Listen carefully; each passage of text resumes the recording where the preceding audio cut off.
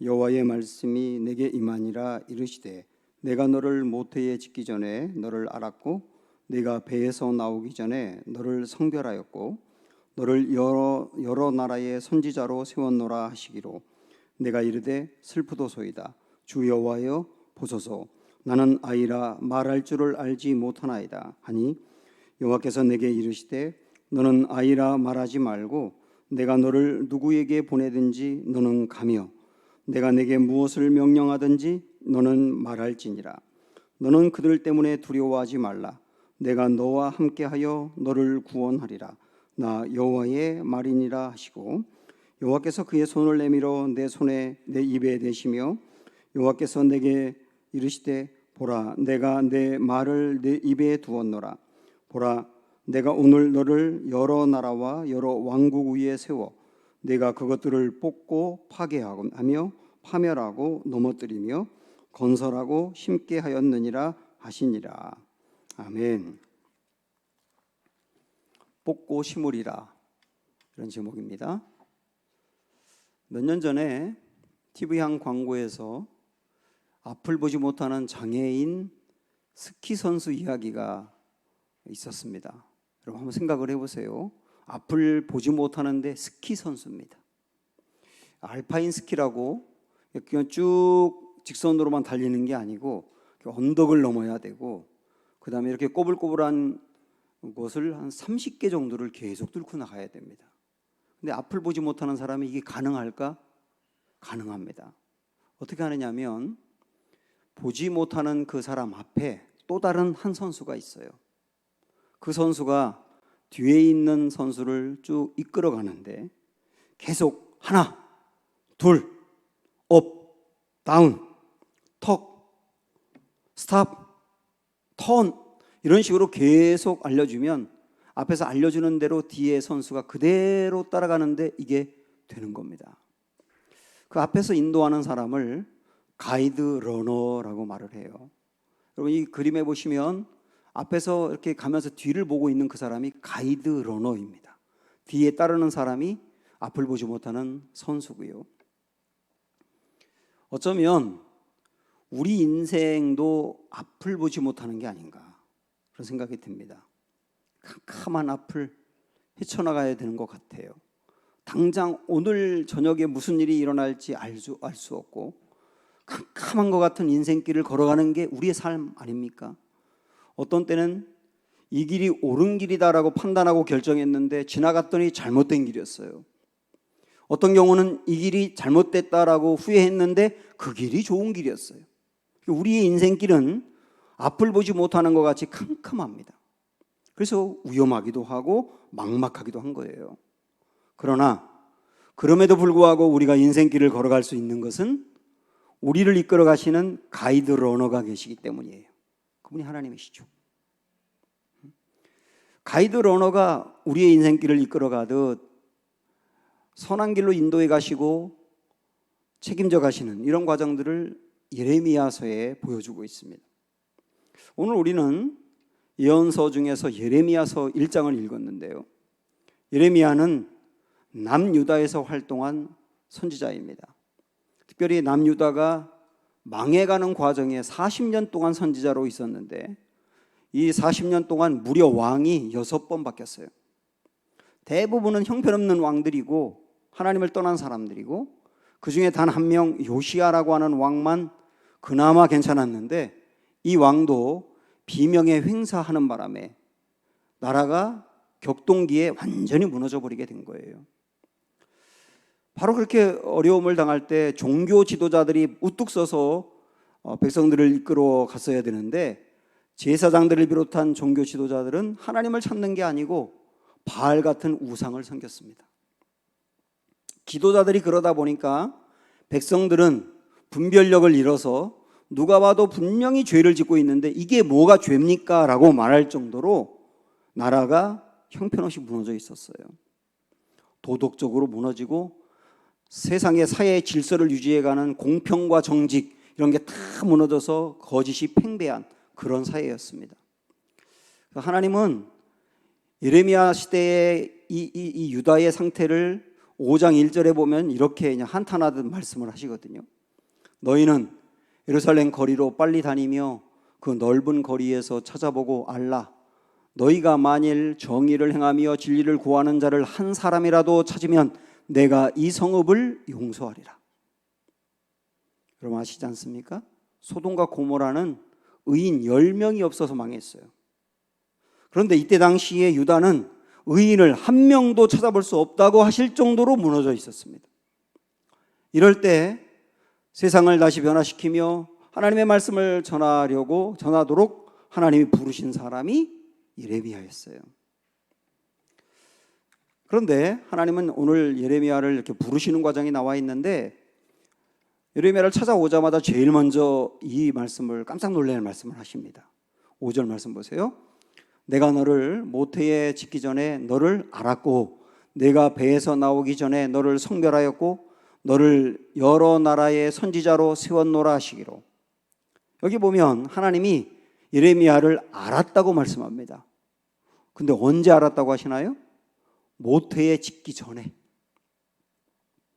예레미야의 어머니 뱃속에서 예레미야라고 하는 존재가 있기도 전에 그가 존재할 것을 하나님이 알았다는 거예요. 놀라운 말씀 아닙니까?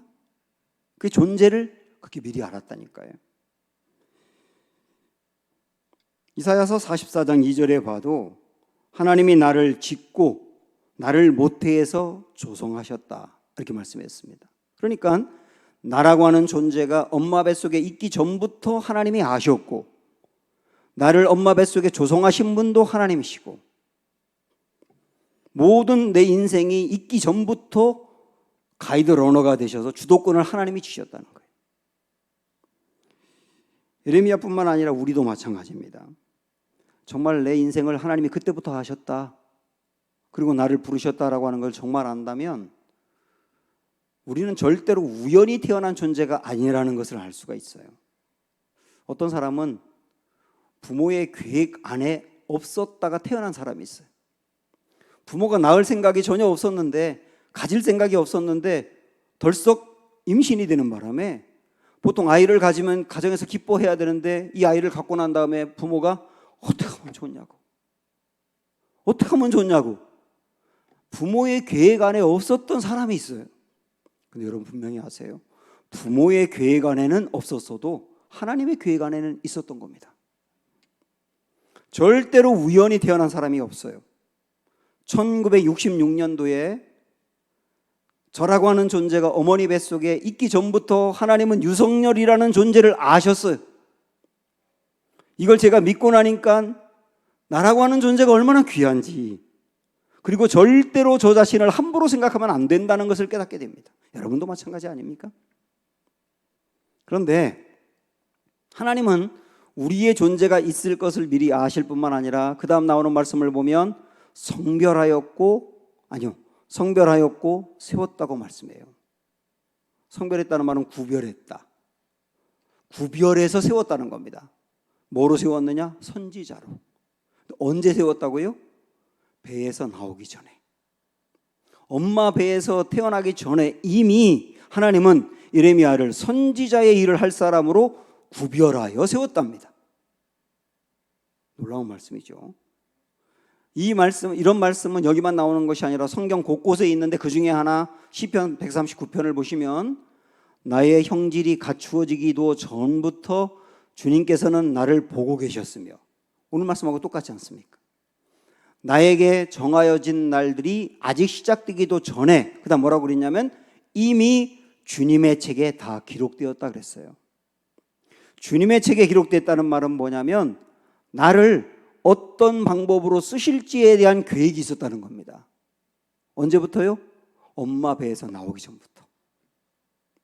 그래서 나라고 하는 존재가 태에서 조상되기 전부터 하나님이 아셨다는 말은 내가 우연히 태어난 존재가 아니라는 얘기고, 그 다음에 하나님이 우리들 한 명 한 명이 해야 될 일들에 대해서 구별하여 세웠다고 하는 말은 우리는 모두 다 목적을 갖고 태어났다는 뜻입니다. 종이컵을 한번 생각을 해보세요. 종이컵이 단돈 100원도 안 합니다. 100원도 안 하는 종이컵도 목적을 가지고 만들어진 거예요. 이 세상에 어떤 것도 목적을 갖지 않고 만들어진 건 없어요. 하물며 인간이 어떻겠습니까? 모든 사람들을 하나님이 다 목적을 갖고 만드셨어요. 그리고 그 목적을 이루기 위해서 하나님은 우리의 신체, 감정, 성격, 관심, 열정, 그런 걸 불어넣으신 거예요. 어떤 사람은 그 일에 굉장히 열정이 많아요. 어떤 사람은 그 일 보면 하나도 열정이 없어. 왜? 열정 있는 사람은 자기가 해야 될 일, 하나님이 세운 일과 연관되기 때문에 그 일에 열정이 있는 거예요. 그리고 그 일을 이루기 위해서 하나님은 그와 연관된 일들을 경험하게 하셨어요. 하나님은 저를 목회자로 저희 어머니 뱃속에 있기 전부터 이미 세웠다고 말씀하잖아요. 목회자가 되어서 복음을 전하고 성도들을 세우고 하는 일들을 위해서 하나님은 저에게 그런 감정, 그런 성격, 그런 열정, 그런 관심, 그리고 지금까지 그런 경험을 하게 했어요. 제가 우리 교회 처음 부임해서 여러분에게도 그런 얘기 한 적이 있는데, 그럴 리는 없지만 다시 태어난다 하더라도 저는 목회를 또 하고 싶다. 왜냐하면 목회가 제 심장을 끓게 하니까. 왜냐하면 주님이 저를 그렇게 부르셨으니까요. 바울은 절대로 예수님을 믿고 예수님을 전할 만한 사람이 아니었어요. 그런데 예수님을 믿고 난 다음에 온 세계를 다니면서 복음을 전하는 사람이 되지 않습니까?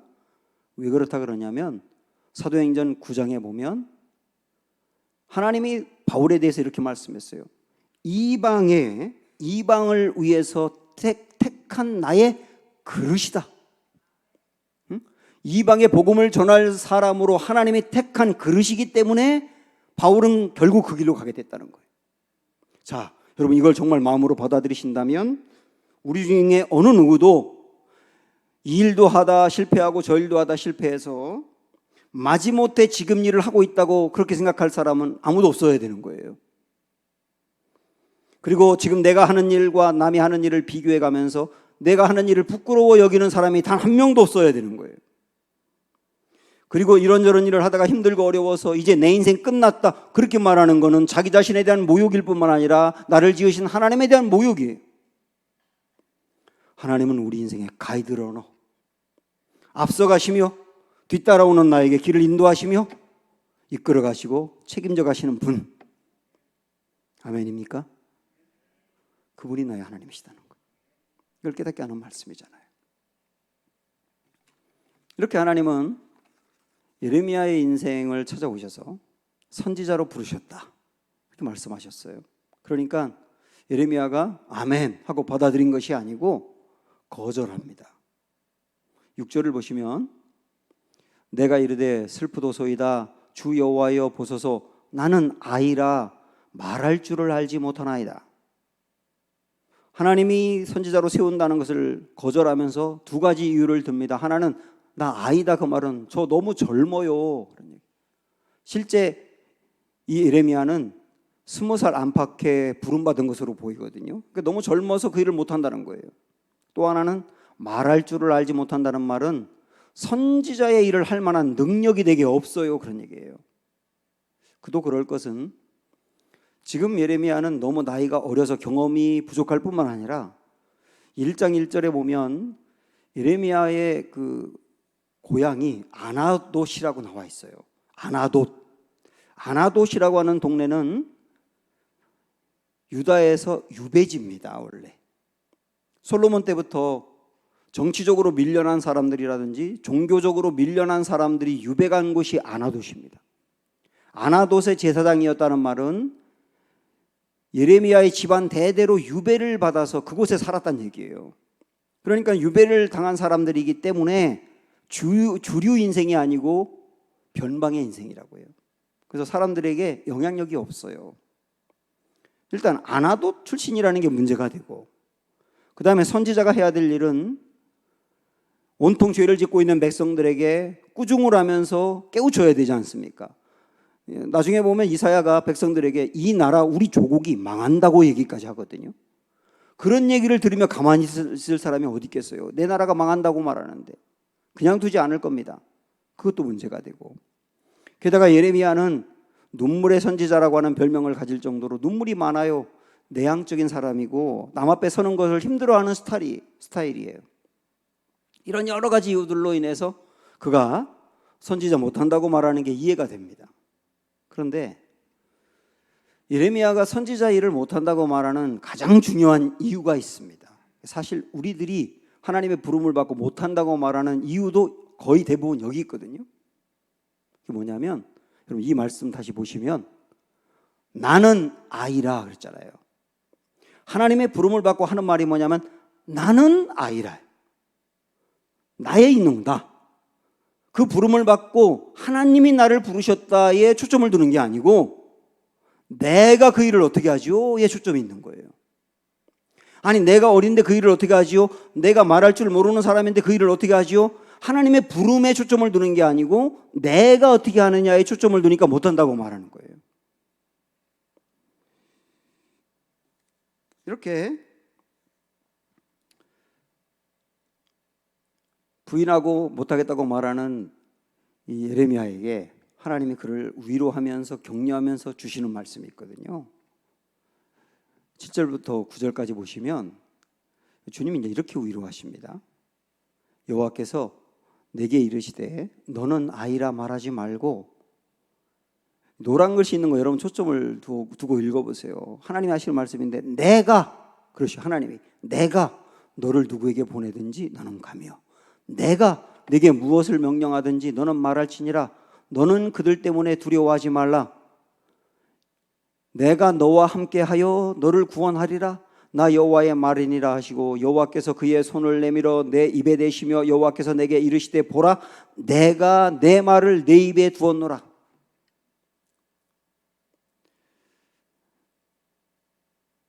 만약에 여러분의 자녀들이 어떤 일을 이렇게 맡았는데 엄마 나 못해, 아빠 못해요, 나 그런 일을 할 만한 능력이 안 돼, 이렇게 말할 수 있죠. 목사가 교인들에게 어떤 일을 맡겼는데 목사님 저 그 일 못해요, 저 능력이 안 돼요, 이럴 수 있죠. 회사에서 상사가 어떤 일을 맡겼는데 저 그 일 못합니다, 해본 적도 없고요, 못해요, 이렇게 말할 수 있죠. 그러면 부모나 목회자나 회사의 상사는 대부분 뭐라고 말하냐면 너 할 수 있어 이러잖아요. 너 할 수 있어, 용기를 내, 너 할 수 있어, 자신감을 가져, 대부분 그러잖아요. 그런데 예레미야가 주님의 일을 못한다고 말할 때 이 구절을 아무리 읽어봐도 하나님이 예레미야에게 너 할 수 있어라고 말하는 부분이 하나도 없어요. 여러분 보세요, 어디 그런 게 있는가? 너 할 수 있어, 용기를 가져, 자신감을 가져, 전혀 그렇게 말씀 안 해요. 오히려 할 수 없다고 말하는 예레미야의 말을 인정해. 다시 말하면 너 할 수 없는 거 맞아예요, 사실. 그러면서 주님이 하시는 말씀을 우리가 아까 읽었습니다만 초점이 어디 있느냐면 내가 내게 계속 그러잖아요, 하나님이. 예레미야도 재밌습니다. 예레미야도 못하는 이유를 내가라고 말했고 하나님은 할 수 있는 이유를 또 내가라고 말씀하시는 거예요. 다 내가예요. 그래서 하나님은 예레미야, 내가 너를 보낸다. 내가 너에게 명령한다. 내가 너와 함께한다. 내가 너를 구원한다. 내가 내 말씀을 내 입에 줄 거다. 결국 무슨 말입니까? 하나님이 하신다는 말만 반복하는 거예요. 부름받았을 때 너 보면 안 돼.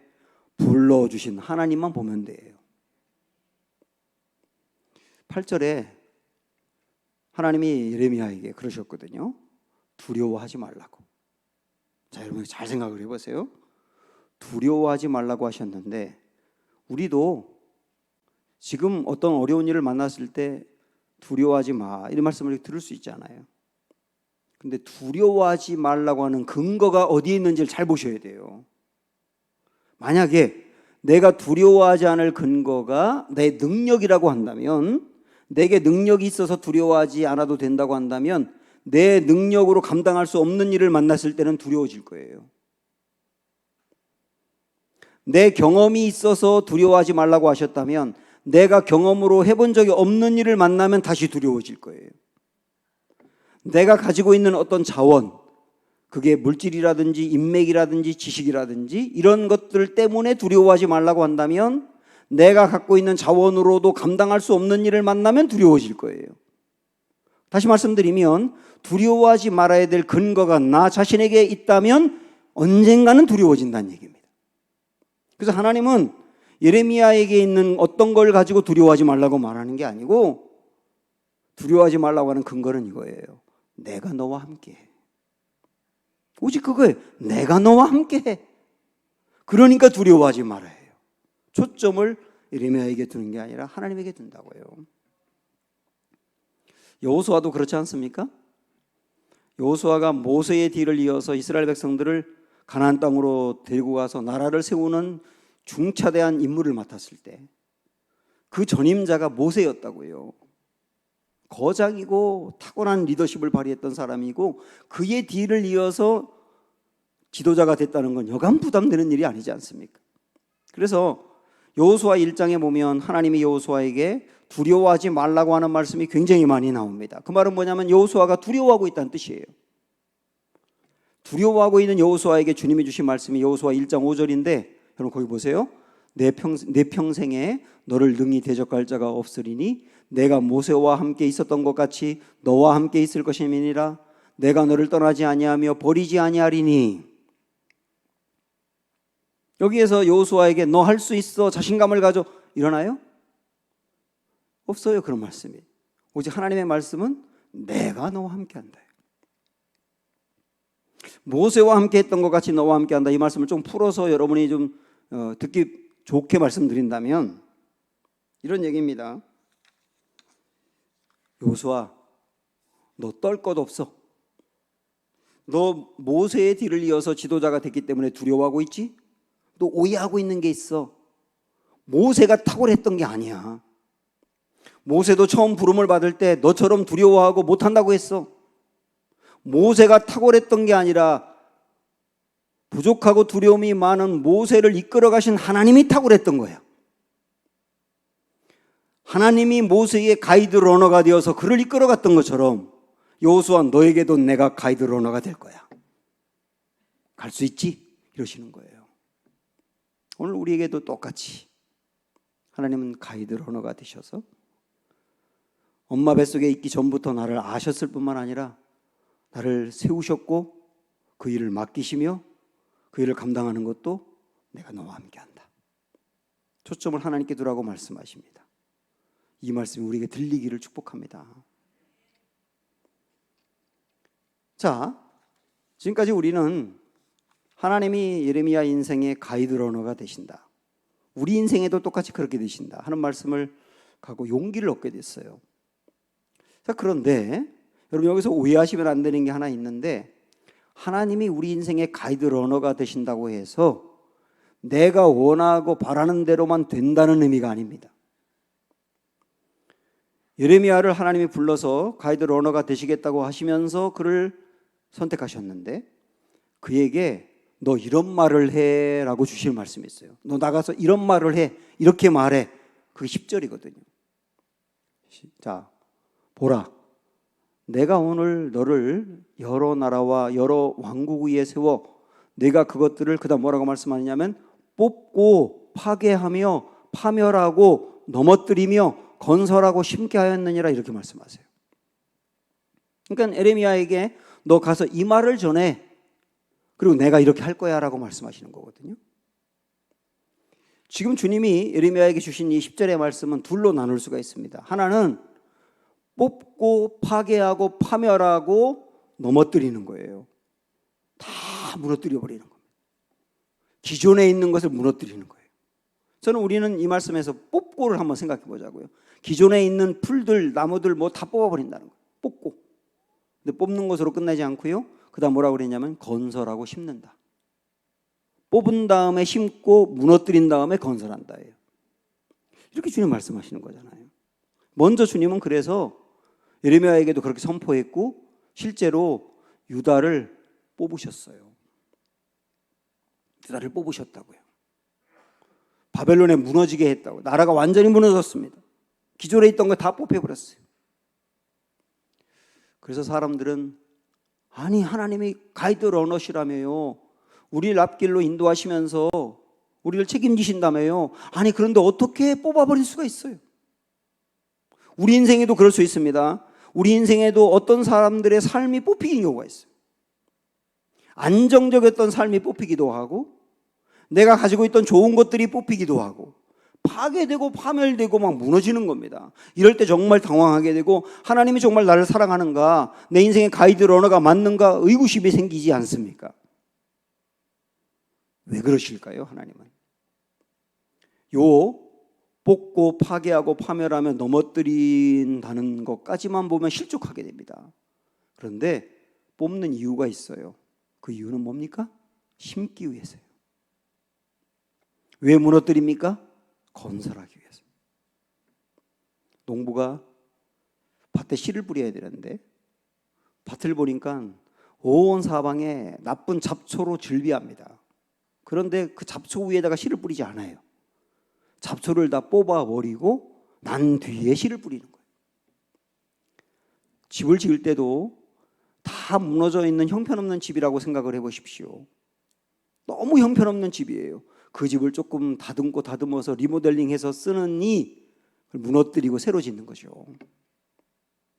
하나님도 우리 인생에 뽑고 파괴하고 파멸하고 넘어뜨릴 때가 있는데 이유는 넘어뜨리는 게 목적이 아니다. 뽑는 게 목적이 아니다. 이유는 심기 위해 뽑는 거다. 목적은 심는 거다. 목적은 건설하는 거다. 그런데 심고 건설하려면 기존에 있는 걸 그냥 두면 안 되기 때문에 넘어뜨리는 거다. 이걸 아셔야 된다고요.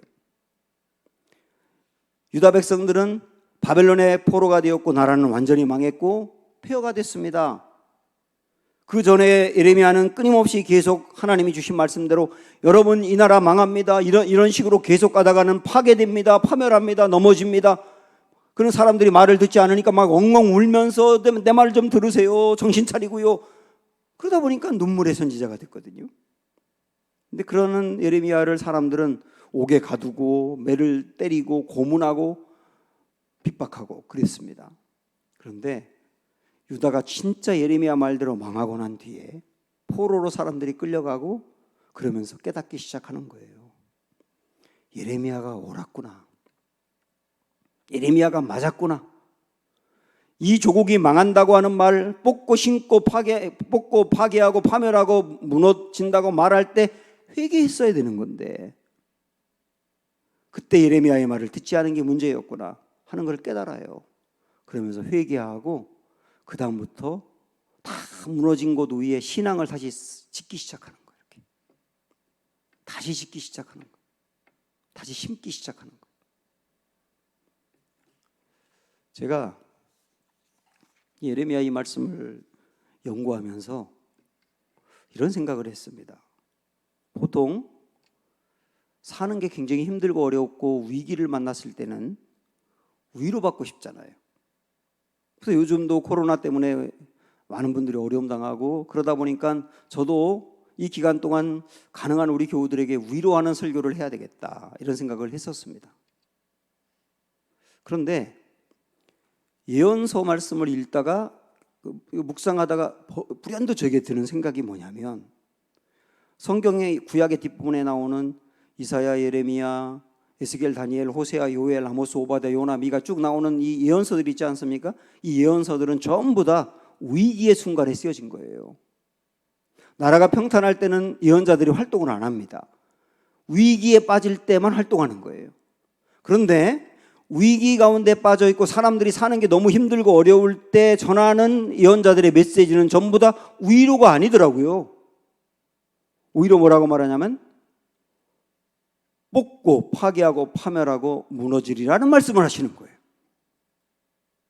저희 고민이 생긴 거예요. 힘들고 어렵다고 위로하는 메시지만 전하면 그 위로를 받지만 삶이 일어나는 건 아니단 말이에요. 하나님은 뽑을 수 있다는 걸 말해야 되는 거다. 하나님은 무너뜨릴 수 있는 분이라는 걸 말해야 된다. 실제 우리는 경험했지 않습니까? 하나님이 우리 인생에 무너지게 하는 것도 경험했잖아요. 그러나 다시 말씀드리지만 무너뜨리는 이유는 건설하기 위함이다. 뽑는 이유는 심기 위함이다. 그래서 예언서의 모든 말씀들을 이렇게 정리하면 되는 거예요. 심판하시나 구원하시는 하나님. 지금 우리가 주일 날마다 보고 있는 예언서의 말씀들을 테마를 제가 그렇게 잡았지 않습니까? 심판하시나 구원하시는 하나님. 오늘이 10번째 시간이거든요. 목적이 심판이 아니고 구원하시는 하나님. 그러나 온전히 구원하기 위해서는 심판이 불가피한 하나님. 이 하나님을 우리가 만나는 게 신앙의 눈이 띄는 거예요. 예레미야의 이런 고민과 하나님의 마음을 고스란히 담아내고 있는 게 예레미야 애가입니다. 울면서 쓴 말씀이거든요. 그래서 애가인데 그 예레미야 애가의 3장에 있는 말씀 우리가 한번 마지막으로 보겠습니다. 3장 19절부터 20절 보시면 고초와 재난 곧 쑥과 담즙을 기억하소서. 내 마음이 그것을 기억하고 내가 낙심이 되오나. 지금 예레미야가 이 말씀을 전할 때 상태가 뭐냐면 고초, 재난, 쑥과 담즙이에요. 쑥과 담즙은 얼마나 씁니까? 지금 이 유다의 상태가 굉장히 쓰다는 거예요. 그래서 유다의 이 상태를 생각하니 뭐라고 그러냐면 낙심이 된답니다. 당연하죠. 낙심이 되죠. 여기서 말하는 낙심이라는 단어를 조금 더 여러분이 알기 쉽게 말씀을 드리면 어떤 의미냐면 인간의 힘으로는 회복이 불가능할 정도로 힘든 상태입니다. 이게 낙심이거든요. 지금 예레미야는 그런 어려움에 빠져 있는 거예요. 그런데 그 다음 나오는 말씀 보니까 깜짝 놀랍니다. 21절 보면 이것을 내가 내 마음에 담아두었더니, 그러니까 지금의 이 상태가 너무 힘들고 어려워서 낙심이 된 상태를 자꾸 담아두었는데 그 다음 뭐라고 말하냐면 그것이 오히려 나에게 뭐가 된다고요? 소망이 된대요. 여러분 이해가 되세요? 나라의 문제 때문에 낙심에 빠졌다고 분명히 고백했는데 그 다음 하는 말이 뭐냐면 오히려 이것이 소망이 된대. 왜 그렇죠? 그 다음 나오는 말씀 22, 23절 보시면 여호와의 인자와 긍휼이 무궁하심으로 우리가 진멸되지 아니함이니이다. 이것들이 아침마다 새로우니 주의 성실하심이 크시도소이다. 맞아. 우리 인생과 우리 나라의 가이드 러너가 되시는 하나님께서는 어떤 분이시냐면 인자와 긍휼이 무궁하신 분이라서 우리 인생을 뽑을 때가 있어. 그러나 우리를 진멸하지 않아. 버리지 않는단 말이에요. 그리고 그분의 이 인자와 긍휼이 얼마나 성실하신지 끝내는 심고야 말 거야. 끝내는 건설하고야 말 거야. 그래서 참으로 힘들고 어려운 인생으로 마감하는 것이 아니라 그것을 통해서 새롭게 다듬어지며 하나님이 기뻐하시는 그런 모습으로 세워가실 거야. 이것을 아니까 소망이 생긴다는 거예요.